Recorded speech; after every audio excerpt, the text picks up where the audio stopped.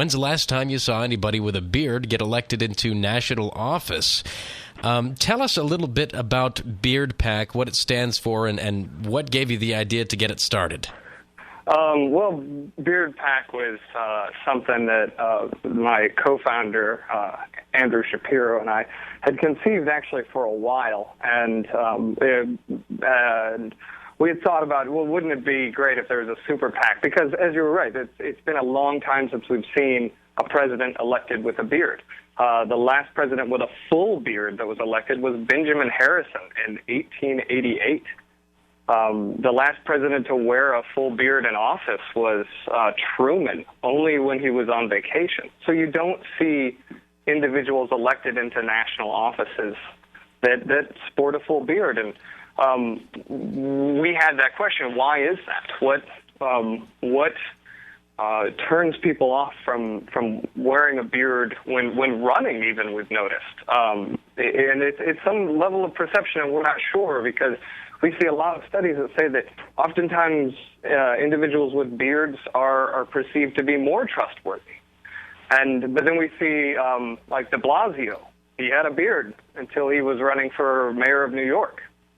And so it's interesting that we see that a lot of times people choose to shave off beards when running for a more public office. It was actually a conversation. I sport a full beard. One of the primary reasons is because I have a pretty young-looking face. So I grew a beard, and when I chose to run, I'm on my local school board. When I ran for office, there was that conversation: should I shave my beard off? I didn't, but it actually became something that was discussed, and I thought that was very interesting.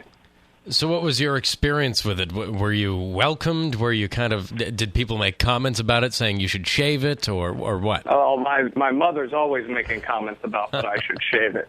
But in my community, I'm pretty well known. I've been an active member of the community for a while. I grew up here in Columbia, Missouri, in my hometown. So folks knew me, and most folks have always kind of known me with a beard that didn't grow up with me. And I've had it long enough that I felt like the dishonest thing to do would be shave it to run for office. Now, talking with people as part of BEARD PAC, and you ask them the question, would you support a politician with a beard, what's their answer? It's you get both sides of it. And I'm not sure where the perception comes from, but you get people that do feel that individuals with beards are more trustworthy. And it may be the perception of age and wisdom. And then you get the exact opposite. You get individuals who respond with, the old, growing a beard. What is someone trying to hide? They're trying to cover up their face. And I call it the Disney villain perception. You see, the Disney villain's always the one with the goatee. They even managed to make the bad guy in the Lion King. They drew a lion with a beard.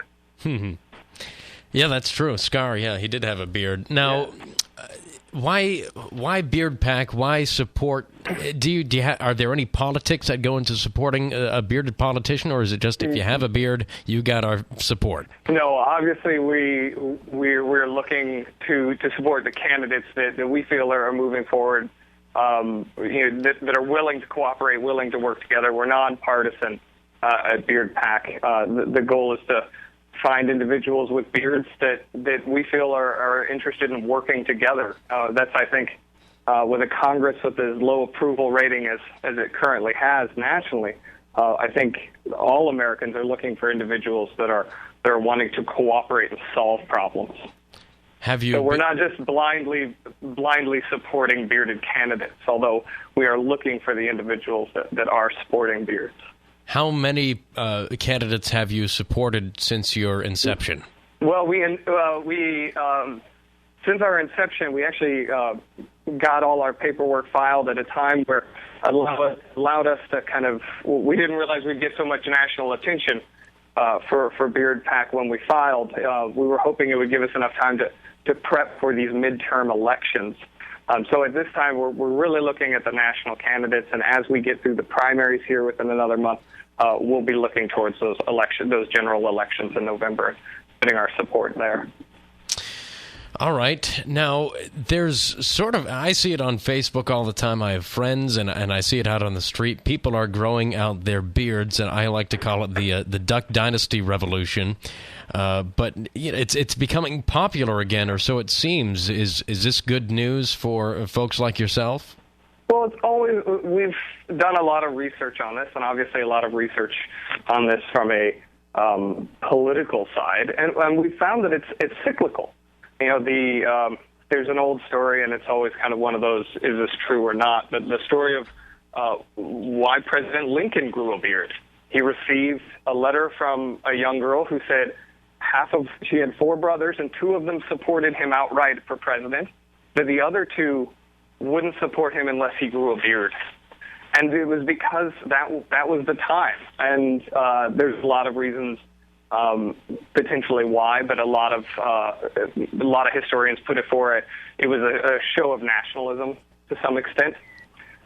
So we see those time periods where the beard was a desirable trait, and then it has turned to be something over the last 100 years, more than 100 years, to be something that's less desired in a candidate.